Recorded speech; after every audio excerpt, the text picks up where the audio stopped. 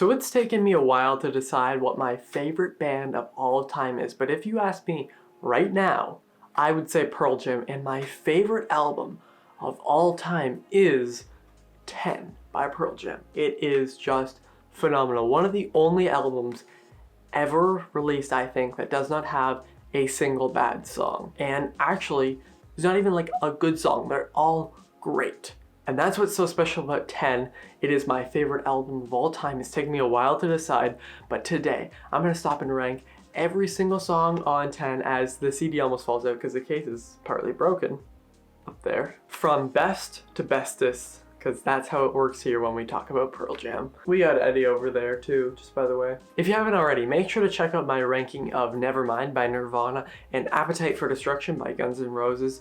Those are my other two of my 3 favorite albums of all time. And in the next few days, I'm going to be giving you my top 10 favorite songs from Guns N' Roses, Nirvana, and of course, Pearl Jam, so make sure to come back for that. But let's just start this off. Coming in at number 11 is Why Go.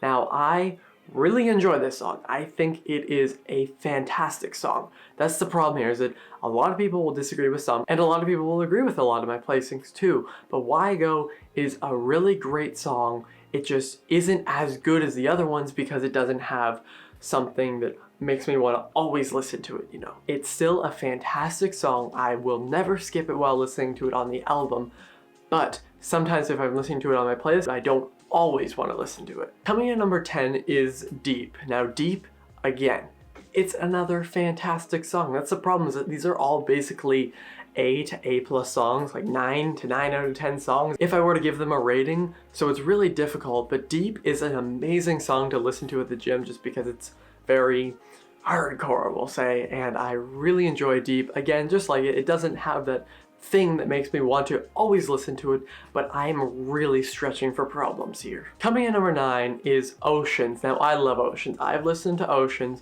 a billion times. That's the thing, is that from almost every song from here on up, I've listened to like a billion times. I listen to them every single day, and Oceans is just such a nice, relaxing, like refresher of the album, and that's what I really love. I think it's just very nice and calming. And obviously you have the whole surfing thing with Eddie, of course, and you know, it isn't the most complex and complicated song, and I've heard that complaint before, and sure, I'll just use that because I need something, I guess, just to show why it's not in the top 5. But Oceans is still a song that I love listening to every single time. Coming in number 8 is Porch, and Porch is, if I could see one song done live like it was done in the 90s, it would be Porch. And if you watch any Pearl Jam, I think you know why. Just check out my background. I think that says enough right there. If you don't listen to Pearl Jam, just go blindly look up Pearl Jam, Porch live performance. There's some phenomenal stuff on the MTV Unplugged performance, or just in concerts too with, I won't spoil it, but it's pretty great. Porch is just such a fun, upbeat, and fast song. It starts right away. You get the opening line and it's in, and Eddie is singing, going really, really fast, and then you have the amazing instrumental break, and then he comes back in, and the ending, actually the lyrics of the ending are insanely powerful. I love Porch. At number 7, we have Garden. Now Garden, weirdly, I know this is maybe an odd pick, is one of the first Pearl Jam songs that I listened to over and over again. When I first got into Pearl Jam, my dad was just like, just because you're getting into all this music like grunge and rock, make sure to listen to Pearl Jam. I'm like, okay, this was months ago. This was in like August or September maybe. I think August, I'll say August. And I was just like, okay, and I listened to the album, I was like, okay, great. And there were only a few songs, I don't remember which ones exactly, I can't say, but then I remember like in the next few weeks, I listened to Garden over and over again. I think just because it has such a almost different kind of opening, and it seems like a really simple song. You know, you have some pretty, like, not basic, but just normal, we'll say, lyrics, and they just play over and over, but it has such an interesting and smooth sound to it. And that's why I really love Garden. It's one of the Pearl Jam songs that I probably listened to for the longest time. Lighting change, I just added a light there because my other two album rankings were shot with more natural light, but it's snowy and darker and misty out, and it's like it's not actually that later in the day, but They don't look the best, but I was just like, because I gotta keep it consistent with all this stuff behind me, but don't worry, it's not gonna be the forever background. Coming in number 6 is Once. Now, Once and number 5 easily could switch back and forth. Now, Once is really interesting from the whole like master slash slave opening, as they call it, and then it just starts right away. It's one of the most exciting, harrowing, and energetic Pearl Jam songs, if you know, in the context of the Mama Son trilogy by Pearl Jam, which is Alive, then Once, then Footsteps, which I might do a video on it or an Instagram post about it someday soon. I was reading more. I knew about it before. I was reading more about it later. But back to Once. Once is just insane. That's the best way to describe it. It is one of the most insane songs I've ever heard, but I love it. Eddie adds that rasp to his voice, more so not like fully Axl Rose style, which is okay for Pearl Jam here. I think that Once, as the start of the album, was just such a fiery entrance to this kind of void, we'll say. I think that Once is an absolutely brilliant song. Coming in number 5, we have Release. Now, Release is one of the most powerful songs I've ever heard, but it took me a while to actually listen to the song over and over again, because on the album, it's 9 minutes long. But the song comes in and the actual song of Release comes in at under 5 minutes, but it actually has that fade out and where it plays nothing and then it goes back to the master slash slave stuff that you heard at the start. So when I was listening to it, I was like, through the album or even in like a playlist, I was like, okay, but then I have to skip. But I don't have a problem anymore with skipping, and I don't have a problem with the whole master slash slave stuff on it. I think when you're listening to it in the context of the whole album, I think that's fantastic. But here, I just think the Release, after I watched back October, sometime in October, maybe the 3rd week in October, where Pearl Jam had the 10 show from 2016, where they put that on like Nugs TV or whatever it was called, and I listened to what Eddie said before it, how he kind of, what the hell is the word? So I'm editing this right now, and I knew that when I was editing I would be able to find the word. The word I was looking for was dedicated. I don't know why I couldn't think about it. I take about probably 3 minutes trying to figure out the word dedicated. There you go. Dedicated. It to one of the people at the show or somebody who had just passed on, and just the lyrics here, the whole "I'll hold the pain, release me" hits insanely hard. I think that Release is easily one of the most powerful songs I've ever heard. The lyrics are just, it seems so calming when you hear the that Eddie kind of sings, which I do that in every video. I always go and stuff like that. But I think that when it's kind of given, if the song, that performance exactly is kind of dedicated to a person, I'll say, I think it really adds that thing. And just as I said, the lyrics are so powerful, and I'm still pissed off I can't figure out what the word is. Coming in number 4 is Even Flow, which is probably their most exciting and upbeat song. And if you're at the gym, press this on. It just starts right away and it really gets you hyped. It's like some Kickstart My Heart. That's how it feels like that. Those are just songs that are amazing to listen to at the gym.